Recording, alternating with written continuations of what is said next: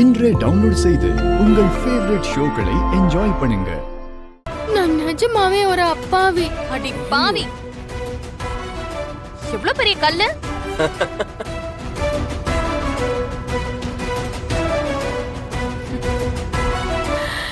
என் வாழ்க்கையை காப்பாத்திக்கிறதுக்கு ஒரு சில பொய்யெல்லாம் சொல்லி இருக்கேன். இந்த வீட்லயும் ஒரு சில பிரச்சனை பண்ணி இருக்கேன். அது எல்லாத்தையும் தயவு செஞ்சு இந்த பிரச்சனையோட சேர்த்து வச்சு பேசாதீங்க.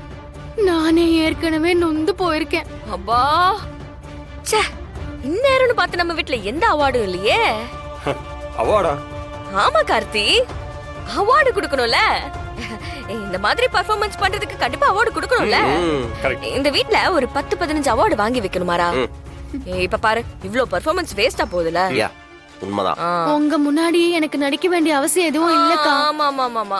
உண்மையை சொல்றதுக்கு நான் எதுக்கு பயப்படணும்? நான் எதையுமே மறைச்சு வைக்கல.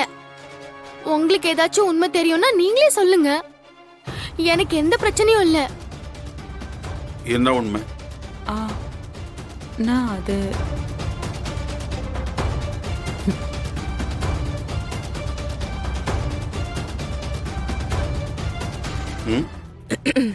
அது அவளோட அம்மாவை பத்தின உண்மைதான் மாமா. அததான் அவ சொல்றா. ஒரு சில உண்மைகள் தெரிய வேண்டாம்னு நினைக்கிறது அதோட பாதிப்புகள் தெரிய வேண்டாங்கிறதுக்காக தான். அதுக்காகலாம் அதை பலவீனமா நினைக்காத. அப்புறம் இந்த மாதிரி சாஃப்டாலாம் டீல் பண்ணிட்டு இருக்க மாட்டோம். இதுக்கு மேல எனக்கு என்ன கஷ்டம் வரப்போகுது? உண்மை வெளியே தெரிஞ்சு அதனால எந்த கஷ்டம் வந்தாலும் எனக்கு ஒரு பிரச்சனையும் இல்ல. நான் இது எல்லாத்தையும் சமாளிச்சு வாழ பழகிக்கிட்டேன். தண்ணி குடி மாறா.